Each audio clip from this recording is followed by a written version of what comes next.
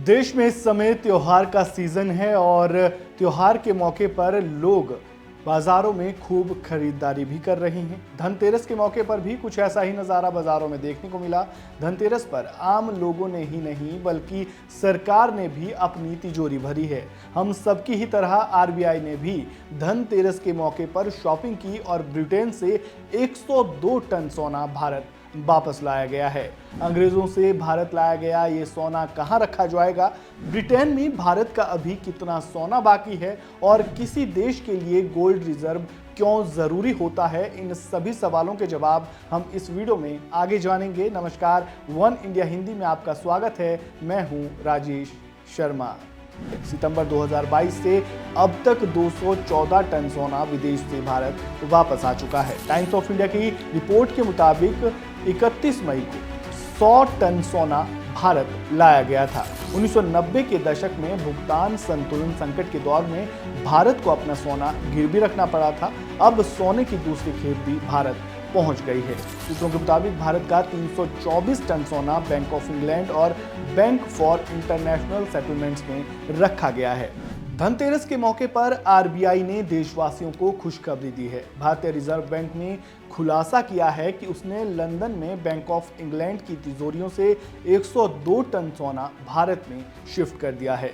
सितंबर के अंत में आरबीआई के पास कुल 855 टन सोना था। इसमें से 510.5 टन देश में रखा गया था। विदेशी मुद्रा भंडार के प्रबंधन पर नवीनतम रिपोर्ट में ये बात सामने आई है। सितंबर 2022 से अब तक 214 टन सोना विदेश से भारत वापस आ चुका है। आरबीआई और सरकार दुनिया भर में बढ़ते भू राजनीतिक तनावों के बीच अपनी होल्डिंग को सुरक्षित करने में लगे हैं। सरकार में कई लोगों का मानना है कि सोना अपने देश में रखना ही सुरक्षित है। टाइम्स ऑफ इंडिया की रिपोर्ट के मुताबिक 31 मई को 100 टन सोना भारत लाया गया था। टाइम्स ऑफ इंडिया ने सबसे पहले इसका खुलासा किया था। 31 मई को रिपोर्ट दी थी कि ब्रिटेन से 100 टन सोना भारत लाया जा रहा है।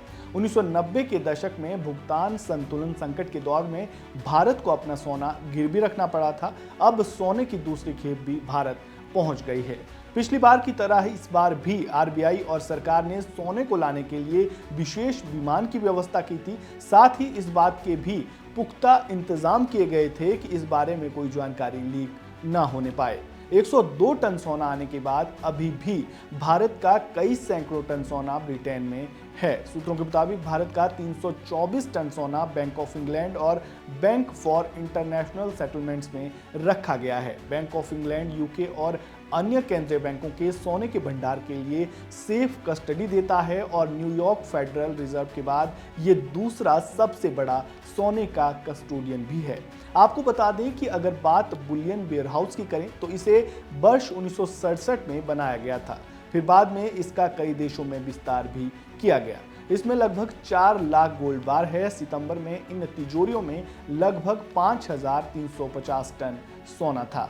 बता दें कि देश के भीतर मुंबई के मिंट रोड के साथ साथ नागपुर में आरबीआई के पुराने कार्यालय भवन में ये सोना रखा जाता है। इन दोनों जगह पर सुरक्षा के कड़े इंतजाम रहते हैं। 24 घंटे यहाँ सुरक्षा कर्मी तैनात रहते हैं। ऐसे में अनुमान लाया जा रहा है कि ब्रिटेन से लाया गया सोना भी यहीं रखा जाएगा। हालांकि इसकी अभी तक कोई आधिकारिक सूचना नहीं दी गई है। अब सवाल ये उठता है कि किसी देश के लिए गोल्ड रिजर्व करना क्यों जरूरी होता है। यदि किसी देश की करेंसी अंतर्राष्ट्रीय स्तर पर कमजोर होती है तो सोने का भंडार उस देश की क्रय शक्ति और उसकी आर्थिक स्थिरता को बनाए रखने में मदद करता है। 1991 में जब भारत की इकोनॉमी डूब रही थी और उसके पास सामान इंपोर्ट करने के लिए डॉलर नहीं थे तो उसने सोने को गिरवी रख पैसे जुटाए थे और इस फाइनेंशियल क्राइसिस से बाहर आया था। जितना अधिक सोने का भंडारण होगा उतनी मजबूत देश की अर्थव्यवस्था होगी। सोने के भंडार करने से ये भी पता चलता है कि वह देश अपने धन का अच्छी तरह से प्रबंधन करता है। ऐसे में अन्य देश और ग्लोबल फाइनेंशियल इंस्टीट्यूट्स उस देश पर ज़्यादा भरोसा करते हैं। गोल्ड रिजर्व किसी भी देश की करेंसी वैल्यू को सपोर्ट करने के लिए एक सॉलिड एसेट प्रदान करता है। इस वीडियो में फिलहाल इतना ही। आपको जानकारी कैसी लगी कमेंट बॉक्स में अपनी राय जरूर दें। वीडियो को लाइक करें, शेयर करें, चैनल को सब्सक्राइब करें और अगर आप खबरों से जुड़ी ताज़ा अपडेट सबसे पहले पाना चाहते हैं तो बेल आइकन को दबाना बिल्कुल ना भूलें। धन्यवाद।